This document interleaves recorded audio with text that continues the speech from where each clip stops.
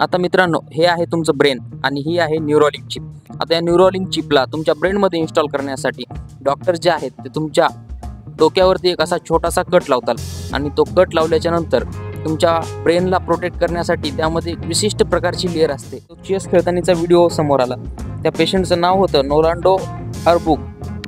आणि मित्रांनो, तो जो चेस खेळू लागला तो फक्त त्याच्या थॉट्सच्या मदतीने खेळू लागला, कारण फक्त त्याचं ब्रेन काम करू शकत होतं। त्याची खालची जी बॉडी होती ती पूर्णपणे पॅरालाइज।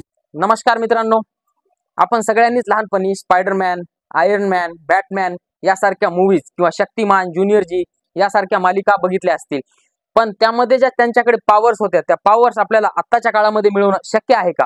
तर मित्रांनो, आत्ताच्या एआयच्या काळामध्ये त्या पॉवर्स मिळवणं बिलकुल शक्य आहे, कारण आपण सगळ्यांनीच न्यूरोलिंक नावाचा एक कन्सेप्ट ऐकला असेल, ज्याच्यावरती की इलॉन मस्क हे खूप दिवसापासून रिसर्च करत आहेत।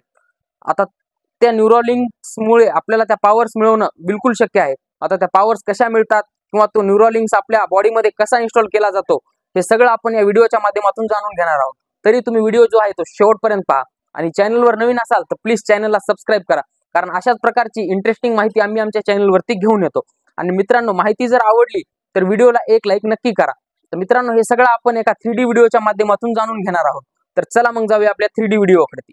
आता मित्रांनो, हे आहे तुमचं ब्रेन आणि ही आहे न्यूरोलिंक चिप। आता या न्यूरोलिंक चिपला तुमच्या ब्रेनमध्ये इन्स्टॉल करण्यासाठी डॉक्टर जे आहेत ते तुमच्या डोक्यावरती एक असा छोटासा कट लावतात आणि तो कट लावल्याच्या नंतर तुमच्या ब्रेनला प्रोटेक्ट करण्यासाठी त्यामध्ये एक विशिष्ट प्रकारची लेअर असते, ज्याला की स्कल असे म्हणतात।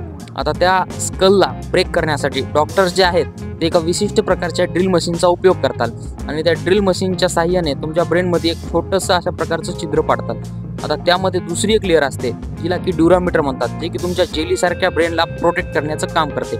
आता त्या लेअरला डॉक्टर अशा प्रकारे कट करून घेतात आणि त्याच्या आतमध्ये जे असतं ते असतं मित्रांनो आपलं ब्रेन। आता डॉक्टरांनी ऑलमोस्ट सर्जरी कंप्लीट केलीच आहे, पण या सर्जरीला फायनल करण्याचं काम जे आहे ते हे अर्बन रोबोट करेल। अर्बन रोबोट त्याच्या हाय सेन्सरनी जे आहे ते तुमच्या दिमागाचा 3D होलोग्राम बनवेल आणि तिथे एक अशी सेफ जागा शोधेल की जिथे ते न्यूरोलिंकला इन्स्टॉल केलं जाऊ शकेल आणि त्या न्यूरोलिंकचे जे थ्रेड आहेत तिथे जोडण्याचं काम जे आहे ते हे अर्बन रोबोट करेल। हे बिलकुल तुमच्या सिलाई मशीनसारखीच प्रोसेस करतं।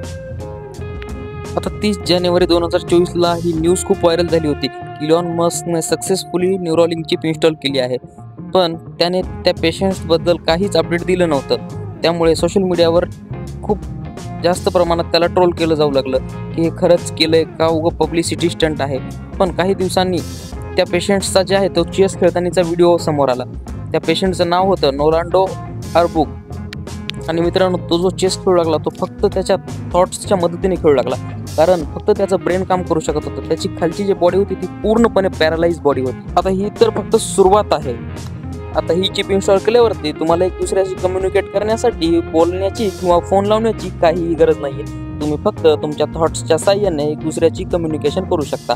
आता इलॉन मस्कच्या मते तर तुम्ही या चिपने तुमची मेमोरी डाउनलोड, अपग्रेड किंवा कम्प्युटरमध्येही ट्रान्सफर करू शकता किंवा एखाद्या रोबोटमध्येही तुमची मेमोरी जी आहे ते तुम्ही ट्रान्सफर करू शकता। एका प्रकारे तुम्ही डिजिटली अमर होणार आहात। आता ज्या चिप इम्प्लांटबद्दल आपण बोलायलो, ती बनवणारी कंपनी आहे न्यूरोलिंक आणि तिचे फाउंडर आहेत इलॉन मस्क। इलॉन मस्क आताचे सगळ्यात मोठे AI विजनरी मानले जातात। आता कितीही केलं तर न्यूरोलिंक जे आहे ते एक इलेक्ट्रॉनिक डिव्हाइस आहे, जसं की मोबाईल फोन आणि कम्प्युटर।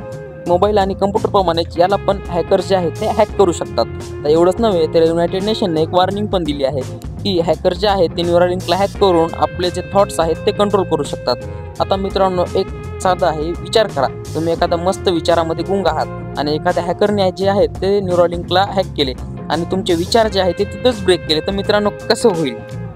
प्रत्येक गोष्टीचे जेवढे ॲडव्हान्टेजेस आहेत तितकेच डिसॲडव्हान्टेजेस पण आहेत। तर समजा यामध्ये असं पण होऊ शकतं की न्यूरोलिंक तुमच्या ब्रेनमध्ये इन्स्टॉल केली जाऊ शकते आणि त्याचा जे ओनर आहे ते उद्याच्याला तुमच्याच मेमोरीला ॲक्सेस करण्यासाठी तुमच्याकडून प्रीमियम मागू शकतो, जसं की नेटफ्लिक्सचं आहे।